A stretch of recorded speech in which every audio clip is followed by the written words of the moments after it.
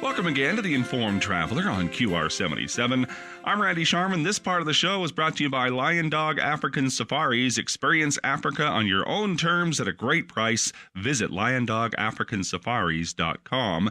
And it seems at some point during your vacation or travel adventures, you're going to need a taxi. So how do you make sure you're not being taken for a ride? To help us is Steve Romaine, co-founder of IHateTaxis.com. He joins us on the phone now. Good morning, Steve. Good morning, Randy. How are you today? Very good, thank you. I love the name, IHateTaxis.com. And really, the name says it all, but you don't really hate taxis, do you? No. It's just a catchy phrase that we decided to come up with. It works very well because it is catchy. Tell me how the whole idea came about, just to start here. Okay, sure. My brother and I both do quite a bit of traveling around the world, and I guess it's the same old feeling that we get every time we go somewhere. It can be somewhere local within Canada or somewhere international. And you know that feeling when you're just about to touch down into the airport and you're thinking about, okay, I just want to get to that hotel room. I really could use a shower and a meal, and let's work on that jet lag before I start my nice vacation or business trip. And you know that feeling, and you kind of go, okay, well, I got my hotel room booked. I know I got my 2 pieces of luggage that are going to come off the carousel, hopefully. But how am I going to get from the airport to the hotel or to the resort or to the conference center, or wherever I'm going?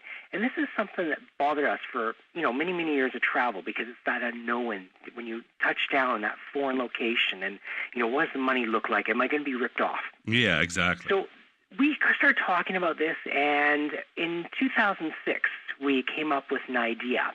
And this was after many, many different trips. We found the worst airport of all at the time was Bangkok. And so we, after several trips to different spots, including Bangkok, we got into a taxi late one night and we got ripped off like 4 or 5 times the going rate. And we tried to negotiate and it didn't work. And we thought, let's set up a website because we're not the only ones having this problem. Other travelers do, and it really adds a stressful component to between when you touch down on the airplane and when you get to the hotel and you're standing in the shower, recovering from the hours of travel, and you just get started on your vacation or business trip or whatever may have you. And I think we've sort of all been there as travelers. You, like you mentioned, you arrive at your destination, walk into the airport, and if you haven't been there before, especially, you're kind of a target. You stick out like a sore thumb, especially if you're in Asia and you're tall. Exactly. And, a lot of places around the world have people that are ready to prey on you as soon as you walk outside security. And that was another sort of big concern of ours, that you are a sitting duck, basically. Mm-hmm. You come out of there, you just want to get to your hotel, and someone comes up to you and says, hey, I'll give you a taxi ride for you and your 3 friends to your hotel, and it'll be this much, and they give you some number in some foreign currency that you kind of really don't know how it compares to the Canadian dollar. And you're like, well, I guess so, yeah.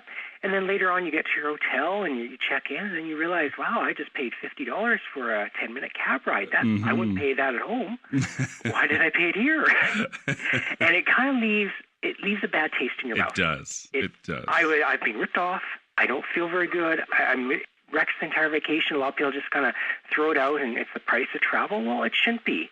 And you really find out when you take that taxi or shuttle or bus back to the airport what the really appropriate price is. Mm-hmm. So it's kind of an eye-opener for many, many different people.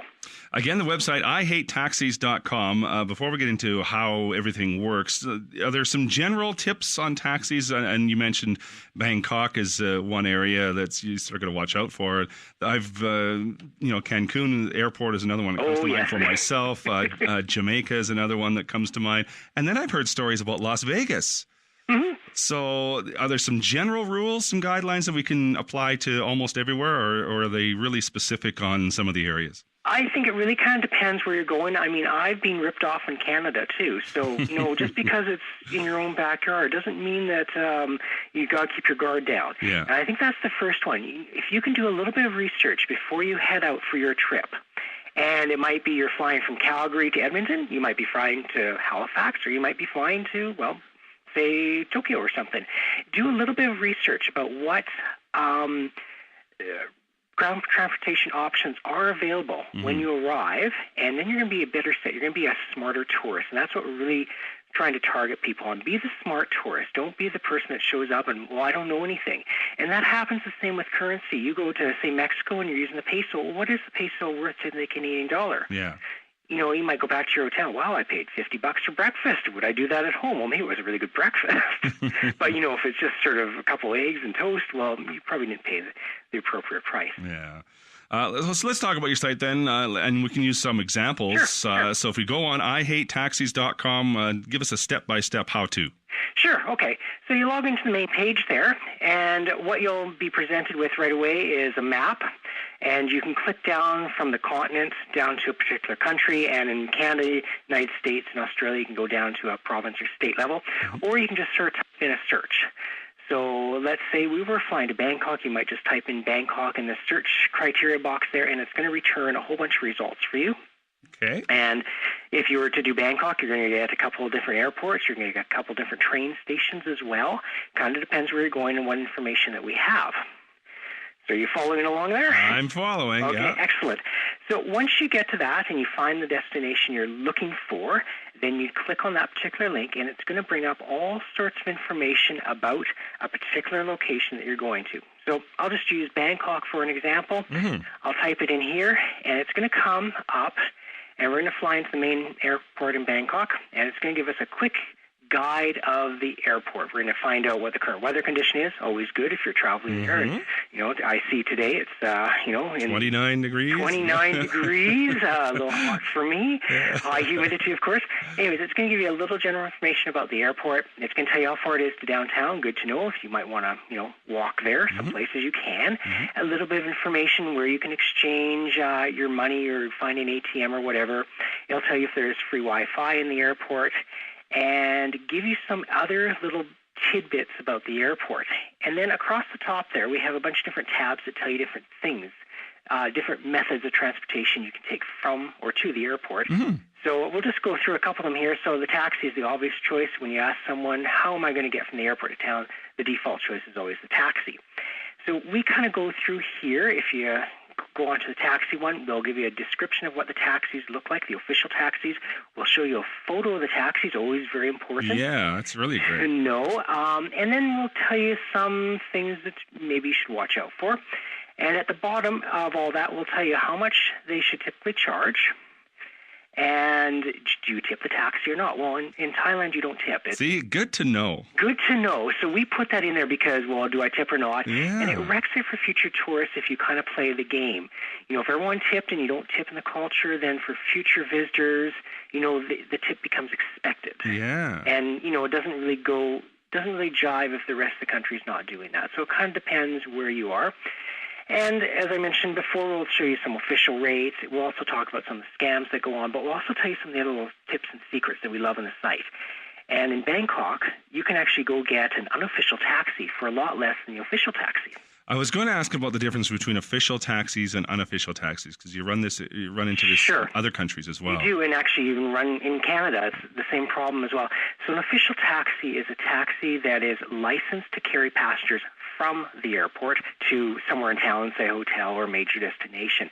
An unofficial taxi is one that doesn't necessarily have a license to take passengers from the airport. Anyone can bring passengers to the airport. But sometimes these unofficial taxis, they'll take a passenger, say, from downtown to the airport, but they're not allowed to pick anyone up, so they basically deadhead all the way back to town. So not very good, you know, for them making a profit.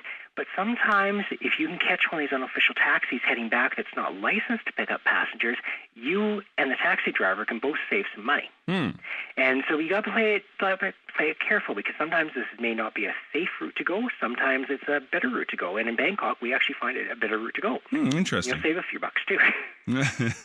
Which is always good. Always good. And it always makes you a smarter traveler, because you kind of fit in like one of the locals, less chance of being ripped off. One of the other things I noticed on here too is you explain the money and the different notes on there, like the $500 notes are purple. This, again, we're talking about Bangkok.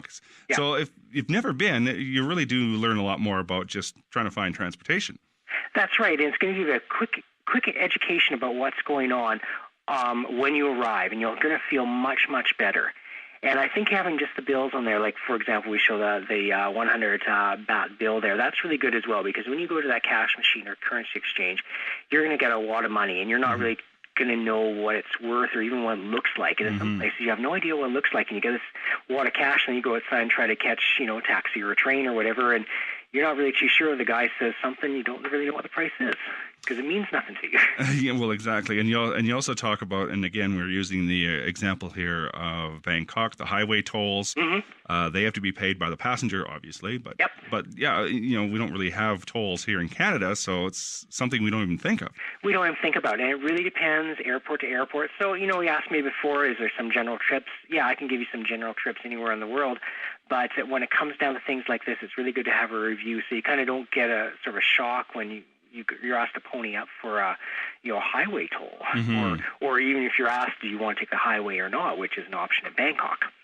And we leave it up to the passenger to decide. And I usually say to the taxi driver, you decide, because one of the things is, they want the fastest route into town too. They don't want to sit in traffic for hours, so maybe it costs you a couple more bucks, but he's going to be happy. You're going to get to town faster. Everyone wins. Exactly. Does it depend too on the time of year? If it's slow season, are you going to see people or taxis or transportation people using a few more scams, or is there a seasonal thing for anything like that? I think it really depends on the destination you're going, and I think a lot of it's for at least ripping off people. You're kind of sized up when you walk out of the secured area. Oh. So is it seasonality? It really depends on where you are. I mean, Mexico, you could probably say, yeah, they're going to try to rip you off during the peak tourist season, which would be the winter. Yeah. If you're down there in July, there may be no scams going on because they're all doing something else. Yeah. Possibly. Yeah. What's been the feedback from taxis and transportation companies? Do they like you? Very good question. Well, we struggled a lot with this name, and we realized we were going to raise at least a few eyebrows with it. And we've actually got quite a bit of feedback from taxi drivers. And a few taxi drivers don't like our website, but they don't really tell us. They've never said, we don't like your name. It might be, well, you're actually telling people what the fair prices are, and we don't really like that. But I've heard from some taxi drivers locally here that, love it. They think, yeah, let's put everything on the board. Let's be fair to everyone. We love your site, and some of them see it as a promotion to themselves as well. So we're not out to sort of, I hate taxis. We're out to educate the public on the best routes available. And, for a lot of places like Bangkok, taking the taxi is probably one of your best options. Well, and especially with a country with a different language, that's another barrier as well, right? Exactly. And, I mean, even in countries, with different languages, if you can't speak it, a lot of negotiation is done with your fingers, which works really well. The international language. International language. Just make sure you hold up the appropriate fingers for the country you're in, right? Very true. Very true. Great advice. The website is IHateTaxis.com. Steve Romaine is a co-founder. You don't really hate taxis, but it's a cool name. Thanks. So thanks a lot, Steve. Oh, you're welcome. And once again, this portion of the show was brought to you by Lion Dog African Safaris. Experience Africa on your own terms at a great price. Visit LionDogAfricanSafaris.com. Coming up, we'll find out what's new at Disneyland when the Informed Traveler continues on QR7.